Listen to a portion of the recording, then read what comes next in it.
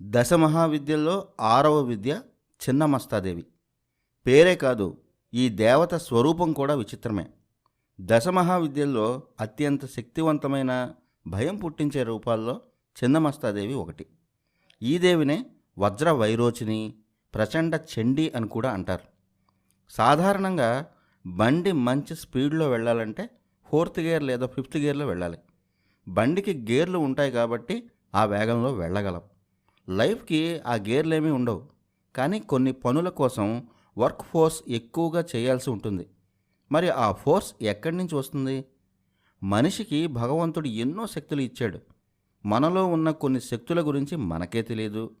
ఆ శక్తులకు సృష్టిలో ఉన్న అద్భుత శక్తులు తోడైతే మన లైఫ్ కూడా 5th గేర్లో రైమని వెళ్తుంది.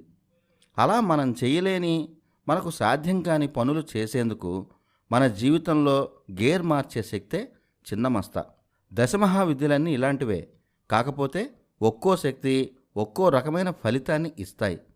మనం చెప్పుకున్నాం 10 దిక్కులు 10 మహావిద్యలు అయ్యాయని. విశ్వాన్ని నడిపించే అతీత శక్తులు దశమహావిద్యలు. చిన్నమస్త రూపమే భయంకరం.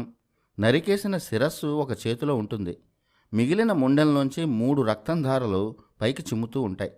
ఆ 3 ధారల రక్తం చేతిలో ఉన్న శిరస్సులో, పక్కనే ఉన్న వర్ణిని, ఢాకిని అనే యోగినుల నోళ్లలో పడుతుంటాయి. కత్తెర చేతిలో ఉంటుంది. తల మీద నాగరాజు అలంకారంగా ఉంటాడు.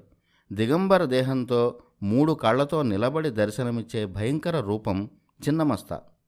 అయితే ఇంత భయంకర ఆకారం ఓ దేవతకు ఎందుకుంటుంది? ఏ విషయాన్నైనా అర్థం చేసుకోవాలంటే అందుకు చిత్రాన్ని మించిన భాష లేదు.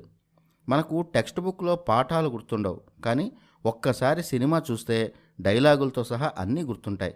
కారణం, చిత్రం మెదడులో స్టోర్ అయిపోతుంది, ఎప్పటికీ గుర్తుండిపోతుంది.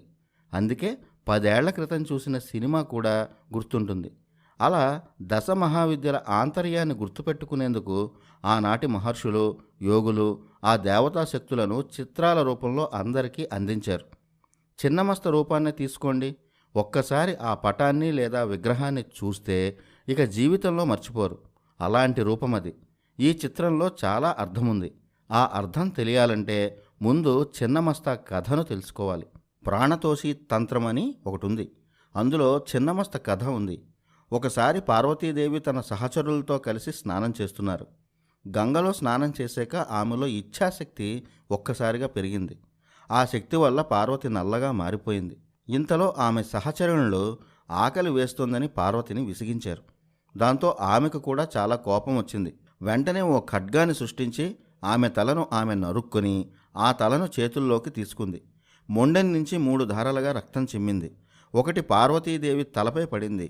మిగిలిన 2 ధారలు పార్వతితో పాటు వచ్చిన ఢాకిని, వర్ణిని నోట్లో పడ్డాయి.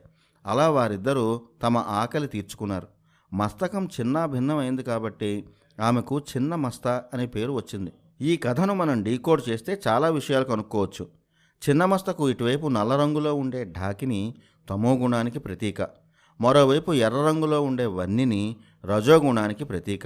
మనం ఏది సాధించాలన్నా మనలో అడ్డుపడే అహంకారాలు, ఇగోలే ఈ ఢాకిని, వర్ణిని. రజోగుణం అంటే మోహం. దేని మీదైనా వ్యామోహం పెంచుకుంటే అదే వ్యసనం అవుతుంది. వ్యసనాల్లో ఉన్నవారు ఏదీ సాధించలేరు. ఇక తమోగుణం అంటే అజాగ్రత్త, అవివేకం, మతిమరుపు, నిర్లక్ష్యం. ఇవి ఉన్నవాళ్ళు ఏమీ సాధించలేరు. కానీ వాటిని వదిలించుకోవాలంటే మనలో ఇచ్ఛాశక్తిని ప్రేరేపించాలి. ఇచ్ఛాశక్తి అంటే మన లక్ష్యం. ఏదైనా సాధించాలి అన్న కోరిక ముందు మన మెదడులో కలగాలి. అది కలగకుండా ఇచ్ఛాశక్తిని సాధించలేం. ఆ పని ఎలా సాధించాలి అని ఆలోచించడమే జ్ఞానశక్తి. ఇలా మనలో ఇచ్ఛాశక్తిని నిద్రలేపితే అంతవరకు మనల్ని నిద్రలో ఉంచిన వ్యసనాలు, అహంకారాలు మాయమవుతాయి. అప్పుడు మనం అనుకున్నది నెరవేరుతుంది. ఇదే చిన్నమస్త రూపంలో ఉన్న అంతరార్థం. ఆ ఇచ్ఛాశక్తిని నిద్ర లేపాలంటే మన కుండలిని వ్యవస్థను నిద్ర లేపాలి. అందుకు ఉపాసన, ధ్యానం తప్ప వేరే మార్గాలేవీ లేవు. చిన్నమస్త బీజాక్షరాలకు ఆ శక్తి ఉంది. చిన్నమస్త ఉపాసన చేస్తే జ్ఞానం లభిస్తుంది. జ్ఞానశక్తి వల్ల ఇచ్ఛాశక్తి పెరుగుతుంది. చిన్నమస్తను ఉపాసిస్తే కాని పనంటూ ఏమీ లేదంటారు. శత్రు సంహారం నుంచి రాజ్యాధికారం వరకు అన్నీ ఇచ్చే దేవత చిన్నమస్త. జలంధర్లో చింతాపూర్జీ అనే చోట చిన్నమస్త పీఠం ఉంది. ఈ పీఠం చిన్నమస్తాదేవిని చింతాపూర్ణి, వజ్రేశ్వరి, వజ్రవారాహి, విరూప అనే పేర్లతో పూజిస్తూ ఉంటారు. టిబెట్ ప్రాంతంలో ఉన్న బౌద్ధులు ఈ పీఠానికి వచ్చి చిన్నమస్తను ఆరాధిస్తారు. రాక్షసుల్లో హిరణ్యకశిపుడు చిన్నమస్తాను ఆరాధించారు. అందుకే ఆయన్ను వజ్ర వైరోచనేయుడు అని పిలుస్తారు. అగ్నిని కూడా వైరోచనేయ అని పిలుస్తారు. చిన్నమస్తలో ఉన్న అసలు టెక్నికల్ విషయం మణిపూరక చక్రం. మన శరీరంలో 7 చక్రాలు ఉంటాయి. మొదటిది మూలాధారం. ఇది వెన్నుముక అట్టడుగు పూసకు దగ్గరగా ఉంటుంది. ఇది మన డైజెస్టివ్ సిస్టమ్ని పనిచేసేలా చేస్తుంది. రెండవది స్వాధిష్టానం, జననాంగానికి కొంచెం పైన ఉంటుంది. మూడవది మణిపూరం, అది బొడ్డు కింద ఉంటుంది. 4 అనాహతం, ఇది పక్కటెముకలు కలిసే ప్రాంతంలో ఉంటుంది. 5వది విశుద్ధి, అది కంఠం కింద ఉండే గుంట ప్రాంతంలో ఉంటుంది. ఆజ్ఞాచక్రం 6వది, ఇదే మనకు కమాండ్స్ ఇస్తూ ఉంటుంది. అది కనుబొమల మధ్య ఉంటుంది. 7వ చక్రం సహస్రార చక్రం, దీన్ని బ్రహ్మరంధ్రం అని కూడా అంటారు. నడి నెత్తి మీద ఉంటుంది. పిల్లలు పుట్టినప్పుడు నెత్తి మీద మెత్తగా ఉంటుంది.